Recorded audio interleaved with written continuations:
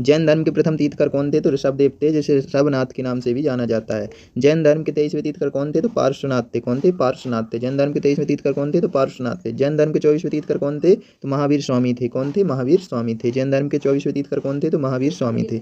महावीर का जन्म कब हुआ था? महावीर का जन्म कब हुआ था? तो महावीर का जन्म 6ठी शताब्दी में हुआ था। कब हुआ था? 6ठी शताब्दी में हुआ था। महावीर के बचपन का नाम पूछा जाए तो वर्धमान था। क्या था? वर्धमान था। जैन धर्म के अंतिम तीर्थकर पूछा जाए तो भी महावीर स्वामी ही लगाइएगा। महावीर का जन्म कहाँ हुआ था? महावीर का जन्म कहाँ हुआ था? तो महावीर का जन्म कुंडग्राम वैशाली वर्तमान में बिहार में हुआ था। कहाँ हुआ था? वर्तमान में बिहार में हुआ था। ऋषभदेव का जन्म कहाँ हुआ था? तो अयोध्या में हुआ था। कहाँ हुआ था? अयोध्या में हुआ था। पट्टदकल में जैन मंदिर का निर्माण किसने कराया था? तो राष्ट्रकूटों के द्वारा कराया गया था। किसके द्वारा? राष्ट्रकूटों के द्वारा। राष्ट्रकूटों के द्वारा पट्टदकल में जैन मंदिर का निर्माण कराया गया था। इतिहास के पिता किसे कहा जाता है? इतिहास के पिता हेरोडोटस को कहा जाता है। किसे कहा जाता है? हेरोडोटस को कहा जाता है। इतिहास के पिता किसे कहा जाता है? तो हेरोडोटस को कहा जाता है। भारत में प्रागैतिहासिक काल की खोज प्रारंभ करने का श्रेय किसे दिया जाता है?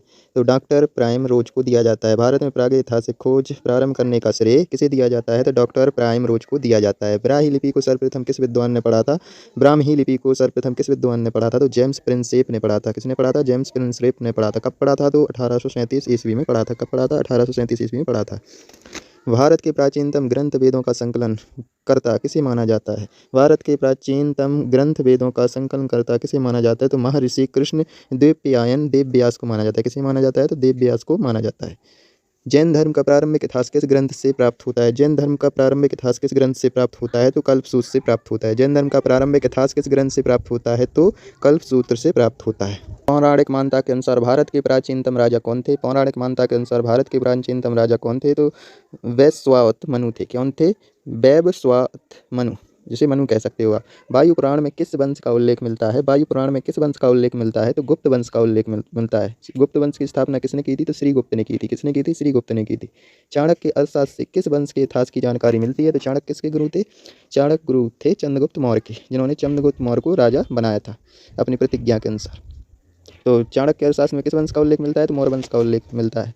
किसका मिलता है? मौर्य वंश का उल्लेख। चाणक्य को विष्णुगुप्त, कौटिल्य आदि नामों से भी जाना जाता है। सबसे पहले भारतवर्ष नाम का उल्लेख किस अभिलेख में मिलता है? सबसे पहले भारतवर्ष नाम का उल्लेख किस अभिलेख में मिलता है? तो हाथी गुम्फा अभिलेख से मिलता है। कौन से अभिलेख से मिलता है? तो हाथी गुम्फा अभिलेख से मिलता है।